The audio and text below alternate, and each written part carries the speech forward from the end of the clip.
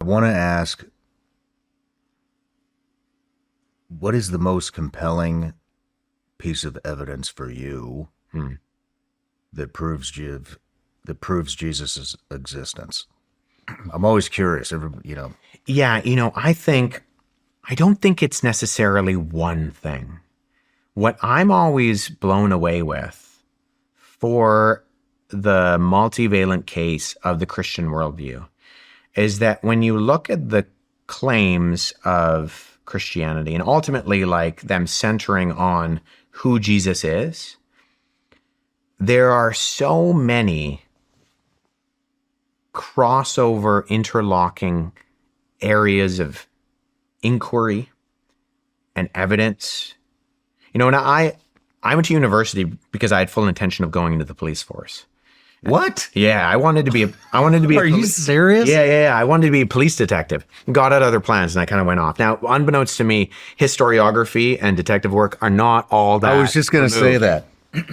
But in police work, especially with something like an investigation on a murder, say, you want a number of lines of evidence that vary on how good or not good they are, right? Because it makes a cumulative case.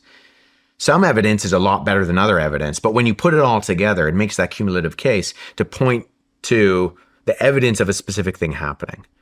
And this is where I think people often miss the boat in that we don't just believe the God of the Bible arbitrarily. It's not like I picked Yahweh, but I could have picked Zeus. I believe that there's evidence that ultimately points to the truthfulness of the Christian worldview.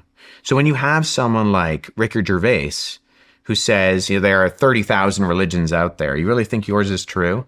In my mind, sometimes I think that's like standing in front of a judge and saying, there are 30,000 people in this town. You really think this guy's the guy who did it? Well, it depends what the evidence is, right? It depends whether the evidence is pointing in the direction of that person being the culprit.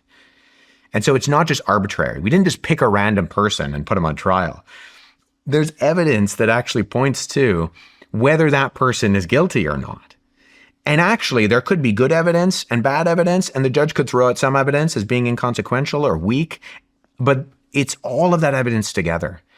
And so when I'm looking at the historical evidence, and I'm looking at something like whether that's the transmission history of the manuscripts that I see, we can look at the Dead Sea Scrolls and we can see their fidelity to 1,000 years later, and that being so close that it's staggering sometimes, or just, a copy.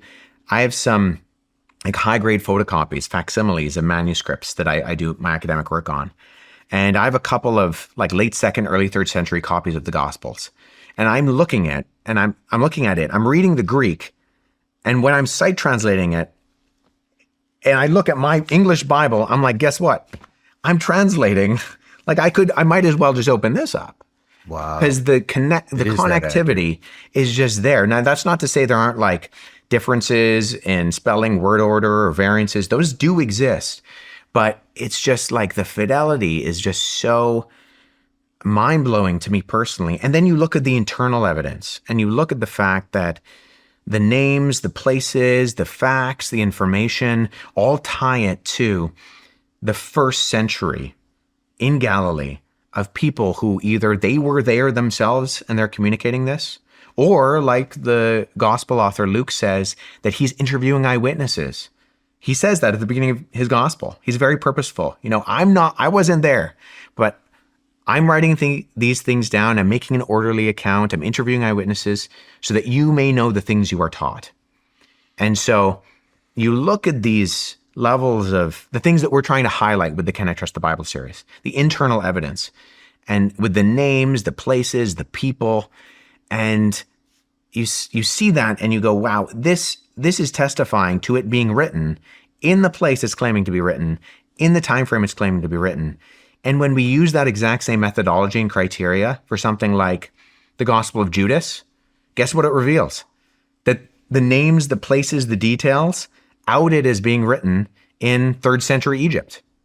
And so you're like, so when you ask, well, what is the piece of evidence? I think I think it's a multivalent web that all conjoins at the truthful claim of all of these things are pointing to this guy, Jesus.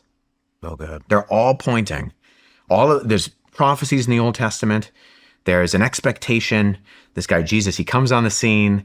He fulfills, in some instances, very specific prophecies. He predicts his own death and resurrection, and then he does it.